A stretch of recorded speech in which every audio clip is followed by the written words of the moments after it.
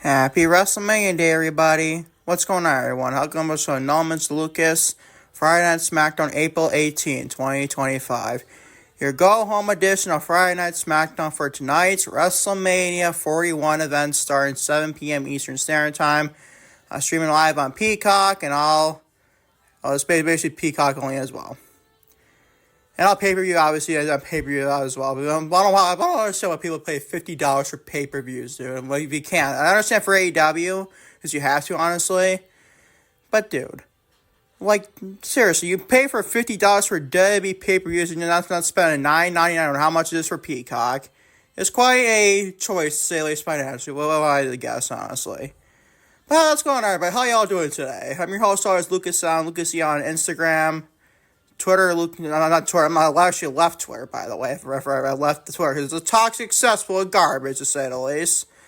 Lucas Allen on Instagram, Facebook, No Mr. Lucas, TikTok, No Mr. Lucas, and Patreon.com/No Mr. Lucas. You can this podcast serve everyone else out there on YouTube and all hour and a half on every audio platform as well. Now let's discuss your SmackDown review. This is right, but your go-home edition of WrestleMania 41. It was an okay go-home show. I prefer, the first three things on the show more than anything else on the show. Because even the Andre John Murray Battle Royal match was actually not that bad, honestly. It was not that bad this year, honestly, from my perspective.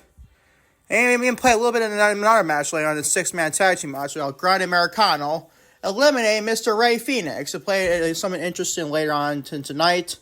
And tonight, obviously, we'll discuss that in a bit. Now we discuss Seth Rollins. He starts the show with a promo of telling the sacrifices he made for WWE, obviously including WrestleMania 40 to save Cody Rhodes. Discuss that. We're also discussing Carmelo Hayes. He wins the 2025 Andre Giant Memorial Battle Royal. Actually, it's pretty fun Battle Royal. I absolutely hate these types of Battle Royals, but it is what it is. It's not that bad, in all honesty. Gotta get Triple H's flowers there, honestly. This is actually not a bad battle royal, in all honesty. Discuss that. So, Iyo Sky, Bianca Belair, and Rhea Ripley had one last confrontation of her WWE Women's World Championship match at WrestleMania 41 on Sunday. And Naomi interrupts Belair while she was speaking. And Naomi says Bianca was ignoring Naomi's calls and text messages, and Jade Cargill interrupted. And all chaos broke loose, obviously. Iyo Sky, last woman standing, on all honesty as well. Discuss also some more Steam Machine Guns, which are the Street Profits for the WWE Tag Team titles. Ends in no contest after DIY caused a no contest. And this is where the show gets a little bit called a big time downhill spiral, in all honesty. Dude. How is this? How is not a triple threat tag team title match not on WrestleMania? But yeah, we need a New Day in the War Raiders for WrestleMania. Makes no sense in all honesty. We're going to discuss that, though. And off perspective, I flip over my notes here. Also discussing Randy Orton. Says he'll have an open challenge for WrestleMania 41 Night 2. It'll be on Sunday. Discussing that. I'm going to get my opponent on that and give him a preview prediction on that because I forgot to mention on the podcast last night. Also, since Zelina Vega defeated Cheslea Green, your reigning defending Women's United States Championships announced a necessary L to Cole Red from Zelina Vega. I know, all the mid-card titles, a mighty fog for a wrestler entertainment, especially Women's United States Championship. Discuss South in LA Knight. And Braun Strowman defeats Sikoa and Jacob Fatu. Also, Rey Mysterio, Dragon Lee, and Rey Fenix defeating American Made. There's implications of Andre Giant Battle Royal when El Grande Americano eliminated Rey Fenix. So discuss that. Also, Cody Rhodes and John Cena in your main event segment had one last face-to-face promo ahead of their undisputed WWE Championship match at WrestleMania 41. And so Rhodes giving Cena a crossroads to finish the show. And Cody Rhodes, so this is the babyface in this feud, was getting big-time boos in Las Vegas. Yeah, boy, John Cena is supposed to be the heel. That's kind of alarming, man. I gotta be honest, that's kind of alarming in all honesty. We're discussing today's podcast. Go out and maybe it's also this week, Friday Night Smackdown review for April 18, 2025. Starting with, you guessed it, starting with Seth Rollins. He starts the show with a promo of sacrificing that he has made for WWE and for the company in general, including WrestleMania 40 to save Cody Rhodes, as he sits down in the middle of the ring like a CM Punk style pipe bomb promo. I thought this was freaking brilliant. This was easily the best thing on the show. This was easily the best thing I've shown you. Kicking off with Seth Rollins in his sit-down promo. And the middle of the ring was crisscross applesauce in the ring, middle of the ring. Like a CM Punk style pipe bomb promo. I thought that was freaking brilliant from Seth Rollins. This is probably his best promo in all freaking years of Seth Rollins, man. This was freaking great. And since it's WrestleMania Night 1 tonight, do we see Seth Rollins walk out with Paul Heyman as him and Paul Heyman turn heel and Paul Heyman turns his back on both CM Punk and Roman Reigns? I don't know, man. It should be interesting. Keep it updated on the WrestleMania 41 review tomorrow, probably in the morning, honestly, because I have a lot to do, honestly, Easter Sunday. I can't believe the WrestleMania is on Easter weekends on, obviously, Easter weekend. I absolutely hate that. But that's a different conversation for another day. But you're going to be all 4 flights of content. You're going to get your content in general. Okay, that stands. By the way, this is your first upload today. You can also get your WWE Stand Delivered 2025 review and grades as well. Later, right after the show, I'm ready to record that as well. So there's going to be one review today, in all honesty, for this podcast. It's here my stomach go up. I'm sorry about that. But Seth Rollins did a great freaking promo here, in all honesty. This was freaking great. I gave us an all grade A. This is a brilliant way to start the show. This is a fantastic start to this Friday Night Smackdown. One of the better promos from Seth Rollins he had in all of his career in WWE, honestly, the main roster at least. Gave us an A. Moving on to Carmelo Hayes. He wins the Andre the Giant Memorial Battle Royal. Gave us actually a B. Not a bad Andre the Giant Battle Royal, honestly, this year. Not bad in all honesty, man. This is actually pretty fun. Don't get me wrong. This is pretty fun Andre the Giant Battle Royal. I usually hate Battle Royals. The only Battle Royals are over the top for things I like in wrestling is obviously the Royal Rumble. That's like the only thing I like. But other than that, I don't really like Battle Royals in all honesty. But this is actually pretty fun. Pretty fun, especially how Grande Americana eliminated Rey Fenix. I thought that was freaking brilliant, man. I thought that was freaking brilliant. I also play implications later on tonight in a 6-man tag team match between Rey Fenix and Dragon Lee and Rey Mysterio against American-made members as well. This is pretty cool, man. I actually like this battle, and the right outcome was Carmelo Hayes winning this. This is the right outcome, my honest respective opinion. And he lost eliminated Andrade, who had a lot of history together. From the 7-match series they had back in 2024. That's a brilliant way to do that. Have the 7 matches go, and probably maybe be implications with that as well here. To probably rectify that as well. Remember, Game 7 ended with LA Knight causing a disqualification. I freaking hated that then. Absolutely hated that big time. But at least they rectified this a tiny bit on the Battle Royal here last night. Give us a B. Moving on to Iyo Sky, the reigning defending WWE Women's World Champion, Bianca Belair, and Rhea Ripley have one last confrontation, had their WWE Women's World Championship match at WrestleMania 41 on Sunday. And Naomi interrupts Belair while Belair was speaking. And Naomi said Bianca was ignoring Naomi's phone calls and text messages following, obviously, the reveal of Naomi attacking Jade Cargill. And speaking of devil, Jade Cargill interrupted Naomi, and all chaos broke loose, in all honesty, as well. Believe it or not, this is kind of a mess to think on paper. But this is actually a good mess. I actually like this mess for going to WrestleMania, comparing both the women's championship and the women's roster, and also Naomi and Jade Cargill having the best women's trio in all of going to WrestleMania, in my opinion. So this is pretty fun, dude. I actually like this chaos quite a bit. Give it a B+. Second best grade in the show you're going to get. Hey, Lucas, you like this chaos? Yes, I do. Actually, quite a lot. I like it in all honesty. Not bad whatsoever. Give it all over a B+. And this is where the show takes a little bit of a nosedive. Motor City Machine Guns, Chris Sabin and Alex Shelley. So I love these two guys as tag team and Motor City Machine Guns. They're freaking great. Versus the Street Profits, Angelo Dawkins and Montez Ford for WWE Tag Team titles. Ends at no contest after DIY cause at no contest.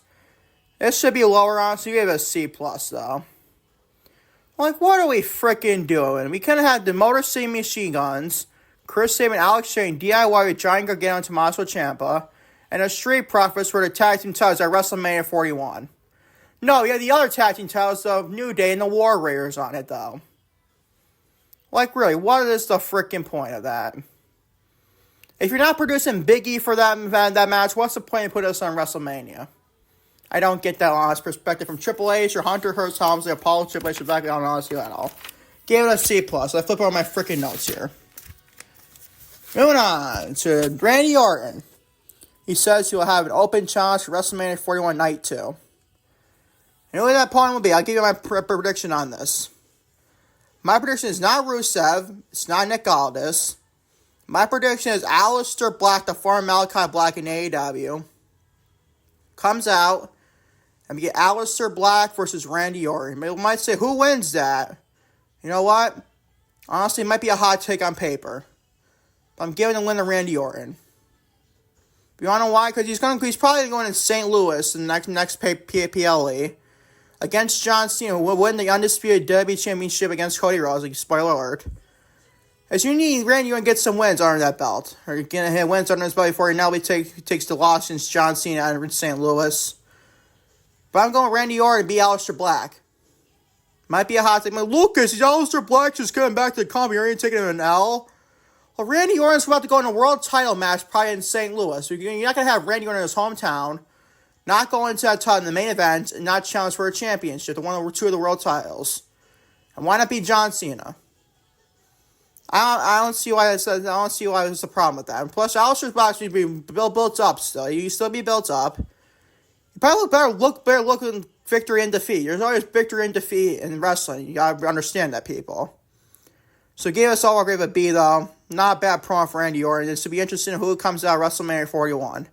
Is it Nick Aldis? Is it Rusev? Is it Aleister Black? We shall wait and find out come Sunday at WrestleMania 41. Give it a B. Yeah, moving on to the worst thing on this one. I hate seeing because I love both women. Moving on to Zelina Vega. She defeats Cheslea Green, the reigning defending WWE Women's United States Champion. This grade is no grade of a C-.